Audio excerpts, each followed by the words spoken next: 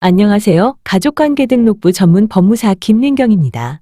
오늘은 분가를 했는데 원호적에서 말소되지 않고 남아있어서 이중 가족관계 등록부가 된 경우 그 정정 사례를 말씀드리겠습니다. 사례, 김갑동 씨는 개명을 하려고 서류를 발급받으러 갔다가 담당 공무원으로부터 가족관계 등록부가 2개 있으니 이를 정정해야 한다는 말을 들었습니다. 김갑동 씨는 자신이 왜 이중 호적을 가졌는지 알 수 없었습니다.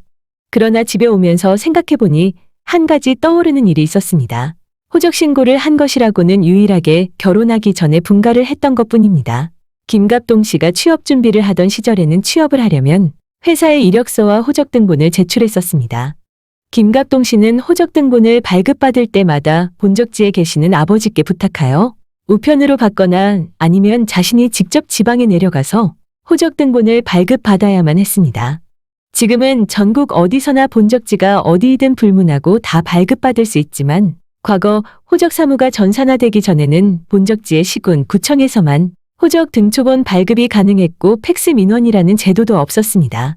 김갑동 씨는 호적 등본이 필요할 때마다 고향에 내려가야 하는 불편을 해소하고자 분가하여 스스로 호주가 되었습니다. 그래서 거주지에서 자유로이 호적 등초본을 발급받을 수 있었습니다.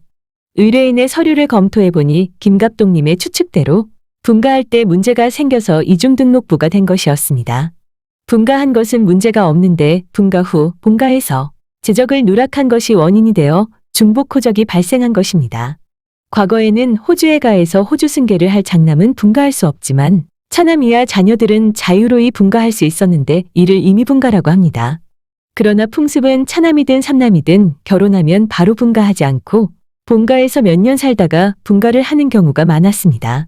그래서 본가에서 자녀를 낳아 본가 호적에 출생신고를 하고 나중에 분가하다 보니 과거 제적등본을 발급받아 보면 할아버지부터 손자, 손녀까지 쭉 대가족이 나오는 경우가 아주 많았습니다.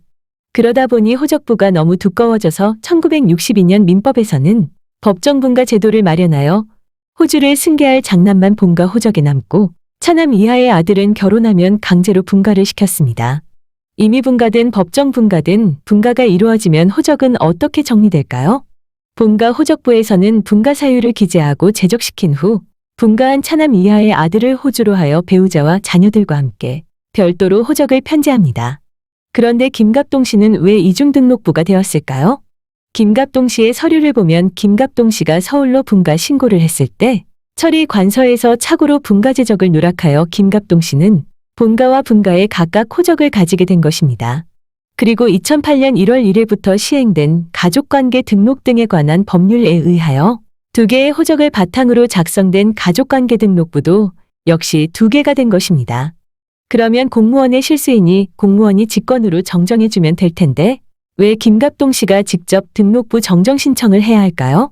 단순히 제적 누락이면 호적 사무 관장자가 감독법원의 허가를 얻어 직권으로 정정할 수 있지만 분가 후 신분행위가 계속해서 발생했을 경우에는 공무원이 임의로 신분사항을 이개할 수 없기 때문입니다.